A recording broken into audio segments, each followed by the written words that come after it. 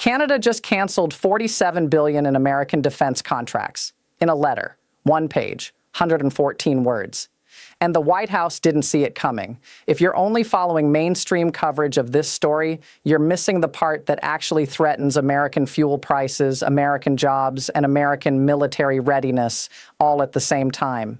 Stay with me, because in the next few minutes, everything you thought you knew about who holds the power in this relationship is about to flip. On January 13th, President Trump stood inside a Ford assembly plant in Michigan and told reporters something extraordinary. Americans don't need Canadian products, he said. He called CUSMA, the trade agreement his own administration negotiated, irrelevant. He didn't qualify the statement. He didn't carve out exceptions. He just said it, flat, on camera, in a room full of American auto workers whose jobs depend on Canadian aluminum arriving every single morning. Here is what the cameras didn't show you. 70% of the aluminum in that Ford plant, the aluminum in the frame of every truck rolling off that line, crossed the Canadian border.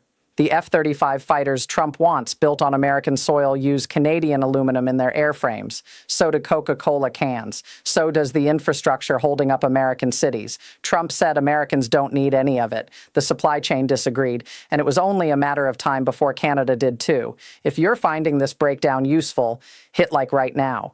It tells the algorithm this analysis matters, and it keeps this kind of reporting in your feed every day. Ottawa's immediate response was two sentences. Canada's economic relationship with the United States is built on mutual benefit. We look forward to continued dialogue.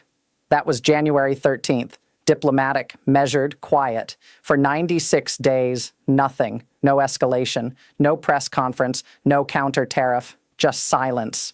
And here's what makes that silence terrifying in retrospect. Canada wasn't absorbing the blow. Canada was building the response. Stay with me, because what came next on April 19th wasn't diplomacy. It was math. One page, 114 words, $47 billion.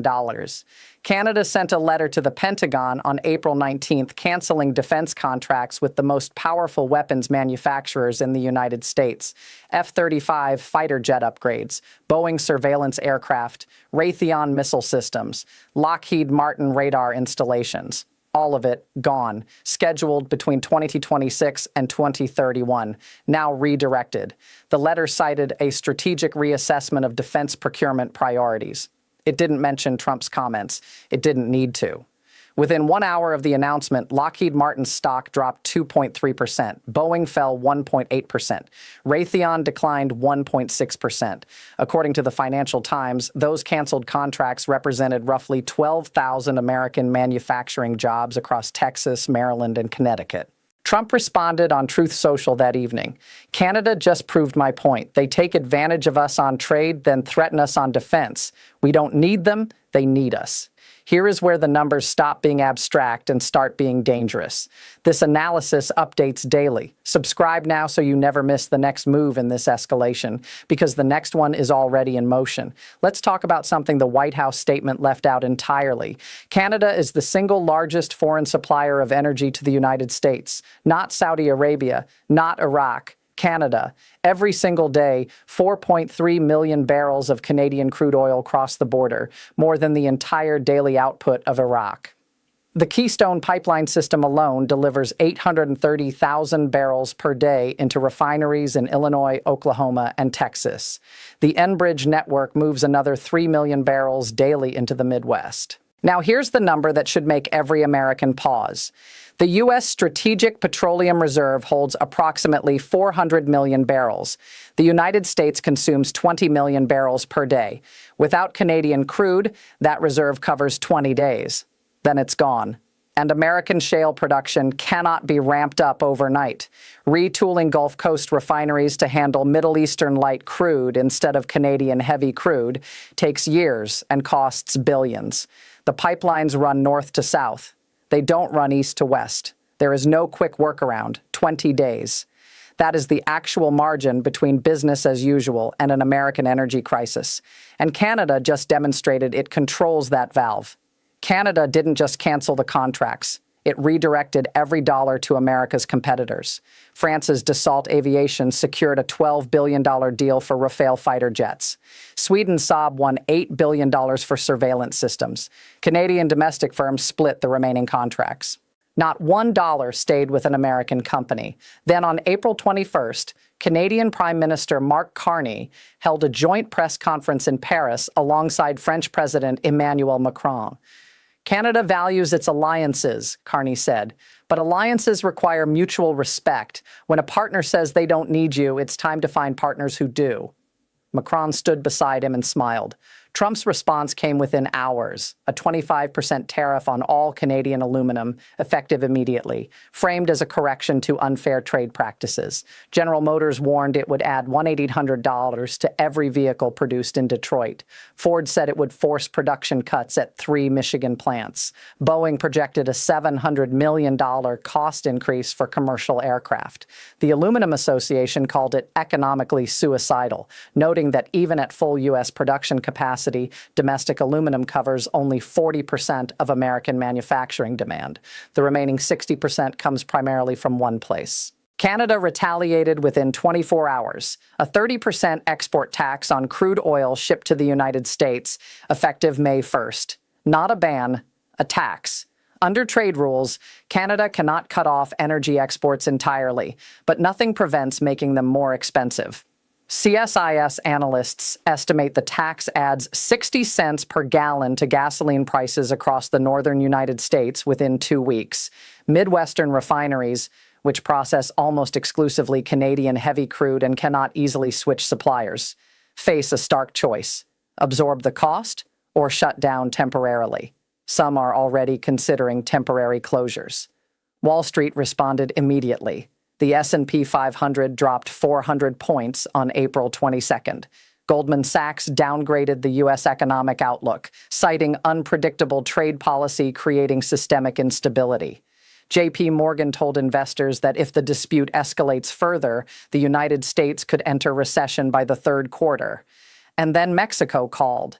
According to Foreign Policy, Mexican President Claudia Sheinbaum held a private call with Carney on April 23rd. Sources told Bloomberg she asked whether Canada would support Mexico if it canceled U.S. defense contracts too. If Mexico follows, the entire North American trading architecture, CUSMA, the integrated supply chains, the continental energy network, doesn't just fracture, it collapses. 3 countries, 1 trading bloc, 1 domino left standing. The question Washington has not answered publicly is this: was any of this gamed out in advance? Because the 25% aluminum tariff imposed on a resource American manufacturers cannot replace domestically is not leverage. It is self-inflicted economic damage with a diplomatic ribbon on top.